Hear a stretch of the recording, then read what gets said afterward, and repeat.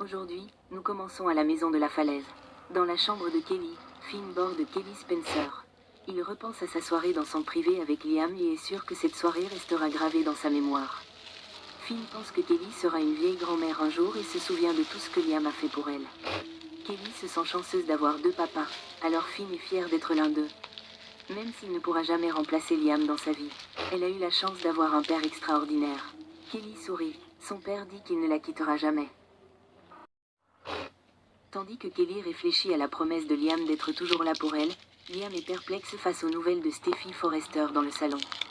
Liam a l'impression que c'est une blague et qu'il est impossible qu'il soit en train de mourir. Alors que Liam souffre d'un mal de tête, Steffy insiste sur le fait qu'il doit retourner à l'hôpital maintenant que les scanners ont révélé une masse inopérable.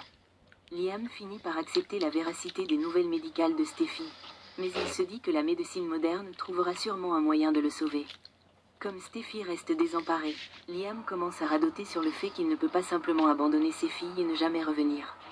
Cela n'a aucun sens pour Liam, qui mène une vie saine. Et il a du mal à croire qu'il ne puisse pas surmonter sa maladie. Au retour de Finn de la chambre de Kelly, Liam se tourne vers lui pour obtenir des réponses et se demande s'il est vraiment en train de mourir. Finn soutient Steffy au sujet de la tumeur inopérable, et Liam lui demande alors comment la traiter.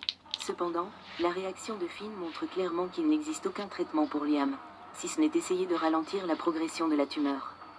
Après que Liam ait rappelé à Steffy et Finn que personne ne doit savoir qu'il est malade, il suggère qu'il existe un moyen de remédier à la situation.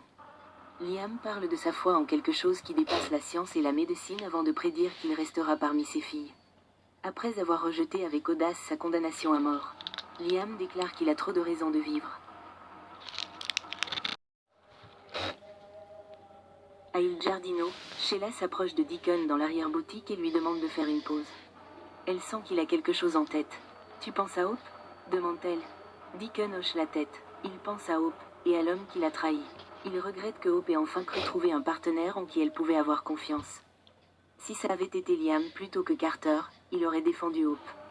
Sheila apprend qu'elle a rendu une petite visite à Carter chez Forrester et qu'elle a pris les choses en main. Elle-même. Deacon dit que Carter l'avait bien cherché. Sheila lui demande s'il a compris le message. Deacon espère bien que oui. Je ne veux plus jamais que Carter s'approche de ma fille. Il ne comprend pas pourquoi ça ne marche jamais pour elle. Sheila lui demande s'il est sûr que c'est fini entre elle et Carter. Deacon l'espère bien, mais ça ne le dérangerait pas qu'elle se remette avec Liam. Il pense avoir mouru et être prêt à être l'homme que Hope veut qu'il soit. Sheila hésite, ils ont bel et bien un enfant. Deacon n'est pas un entremetteur, mais il en a parlé à Hope. Sheila grimace. Elle vient de rompre avec Carter. Deacon ne sait pas si elle vivra une fin heureuse avec Liam. Mais elle mérite de le savoir. Chez Brooke Logan, Carter débarque et confie à Hope qu'il lui manque et qu'il déteste être séparé. Après avoir discuté du défilé de mode à venir, Carter tente de faire comprendre à Hope son point de vue suite à toute l'affaire Forrester. Hope lui en veut de ne pas l'avoir soutenu au moment où elle avait le plus besoin de lui. Carter décide également de renoncer à son pouvoir sans en parler à Hope au préalable, même si elle commence à comprendre qu'elle n'aurait pas dû accepter cette prise de pouvoir.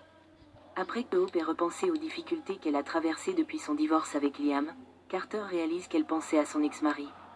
Hope lui parle de faire un examen de conscience avant que Carter ne le supplie à nouveau de lui donner une chance d'avoir un avenir ensemble.